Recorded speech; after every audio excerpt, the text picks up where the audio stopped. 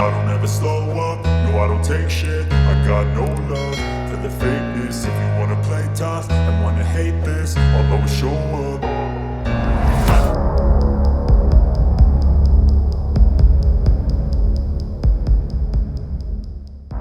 Ukraine war. Battle for Bakhmut, stabilizing, says commander. The battle for Bakhmut, the Ukrainian city which Russia has spent months trying to capture, is stabilizing, says Ukraine's commander-in-chief.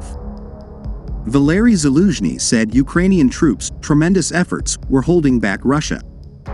Earlier this month, Western officials estimated between 20,000 and 30,000 Russian troops had been killed or injured in Bakhmut since last summer. Moscow is eager for a victory after failing to make major recent gains. Despite this, military analysts believe Bakhmut has little strategic value, with the city's importance now symbolic. The high number of Russian casualties may be the main reason Ukraine has not withdrawn from the city, analysts say. On Facebook, Lieutenant Gen Zaluzhny said that while the situation on Ukraine's front lines is the toughest in the Bakhmut direction, due to the tremendous efforts of the defense forces, we are managing to stabilize the situation. Lieutenant Gen Zaluzhny posted after speaking to the UK's Chief of Defence Staff, Admiral Sir Tony Radakin, about the situation in Ukraine.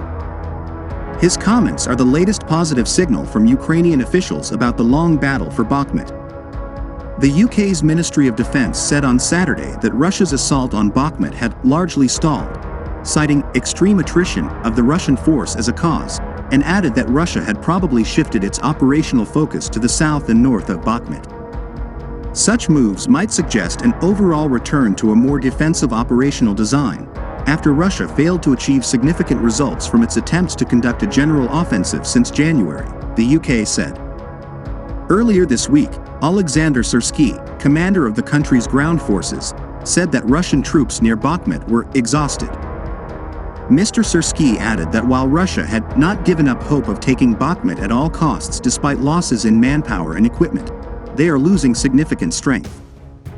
And Ukrainian President Volodymyr Zelensky recently visited the front line near Bakhmut, where he last visited in December. Footage showed him in an old warehouse giving medals to soldiers, whom he called heroes. The Institute for the Study of War, a think tank, said on Thursday that although Ukraine was still outnumbered by the Wagner Group, Ukrainian forces continue to exhaust the mercenaries, which will enable Ukrainian forces to pursue unspecified future offensive operations.